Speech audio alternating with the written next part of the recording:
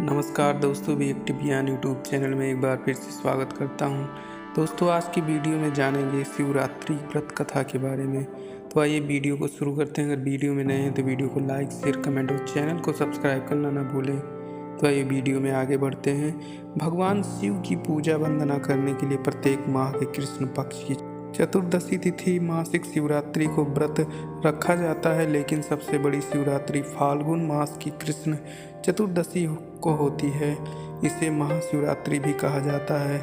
इस दिन उपवास सहित विधि विधान से भगवान शिव की पूजा करने से नरक का योग मिटता है। गरुड़ पुराण के अनुसार शिवरात्रि से एक दिन पूर्व त्रयोदशी तिथि में शिव जी की पूजा करनी चाहिए और व्रत का संकल्प लेना चाहिए। इसके उपरांत चतुर्दशी तिथि को निराहार रहना चाहिए। महाशिवरात्रि के दिन भगवान शिव को जल चढ़ाने से विशेष पुण्य प्राप्त होता है। शिवरात्रि के दिन भगवान शिव की मूर्ति या शिवलिंग को पंचामृत से स्नान कराकर ओम नमः शिवाय मंत्र का पूजन करना चाहिए। इसके बाद रात्रि के चारों पहर में शिव जी की पूजा करनी चाहिए और अगले दिन प्रातःकाल ब्राह्मणों को दान दक्षिणा देकर व्रत का पालन करना चाहिए।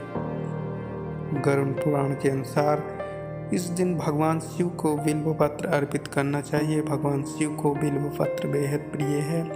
शिव पुराण के अनुसार भगवान शिव को रुद्राक्ष, बिल्व पत्र, भांग, शिवलिंग और काशी अति प्रिय है। महाशिवरात्रि व्रत कथा। शिव महापुराण के अनुसार बहुत पहले अर्बुद देश में सुंदर सेन नामक निषाद राजा रहता था। वह एक बार जंगल में अपने कुत्तों के साथ शिकार के लिए गया।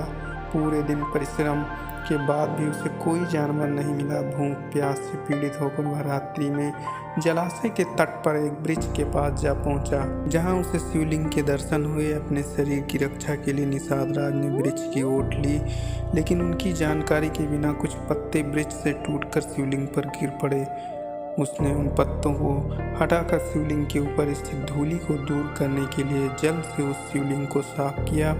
उसी समय शिवलिंग के पास ही उसके हाथ से एक बाण छूटकर भूमि पर गिर गया।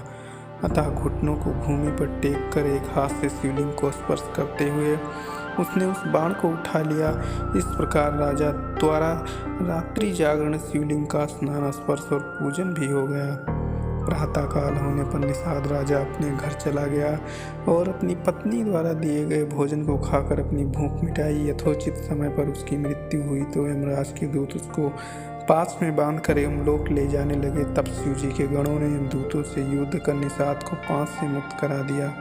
इस तरह वह निषाद अपने कुत्तों के साथ भगवान शिव के प्रिय गणों में शामिल हुआ। निष्कर्ष इस प्रकार प्राणी के द्वारा अज्ञानवश या ज्ञानपूर्वक किए गए पुण्य अक्षय ही होते हैं। भगवान शिव जी की पूजा का फल अगर निष्काम भावना से किया जाए तो और भी अधिक फलदायी होता है। महाशिवरात्रि व्रत कथा।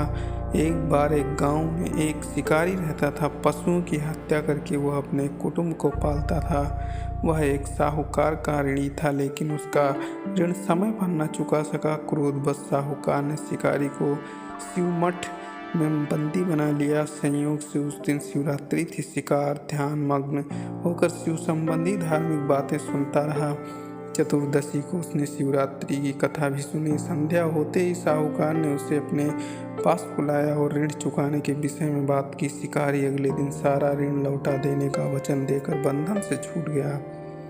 अपनी दिनचर्या के भांति वह जंगल में शिकार के लिए निकला, लेकिन दिन भर बंदी गृह में रहने के कारण भूख प्यास से व्याकुल था।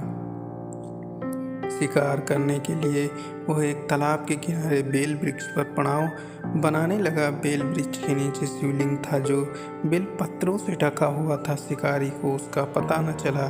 पड़ाव बनाते समय उसने जो टहनियाँ तोड़ी वह संयोगवश से शिवलिंग पर गिरी। इस प्रकार दिन भर भूखे प्यासे शिकारी का व्रत भी हो गया और शिवलिंग पर बेलपत्र भी चढ़ गए। एक पहर रात्रि बीत जाने पर एक गर्भिणी मृग तालाब पर पानी पीने पहुंची। शिकारी ने धनुष पर तीर चढ़ाकर ज्यों ही प्रत्यंचा खींची। मृग बोली, मैं गर्भिणी हूँ, शीघ्र ही प्रसव करूंगी। तुम एक साथ दो जीवों की हत्या करोगे, जो ठीक नहीं। मैं अपने बच्चे को जन्म देकर शीघ्र ही तुम्हारे सामने प्रस्तुत हो जाऊंगी, तब तुम मुझे मार लेना। शिकारी ने प्रत्यंचा ढीली कर दी और मृग की झाड़ियों में लुप्त हो गई। प्रत्यंचा चढ़ाने पर तथा ढीली करने के वक्त कुछ बिल्व पत्र अनायास ही टूटकर शिवलिंग पर गिर गए। इस प्रकार उसने अनजाने में ही प्रथम पहर का पूजन भी संपन्न हो गया।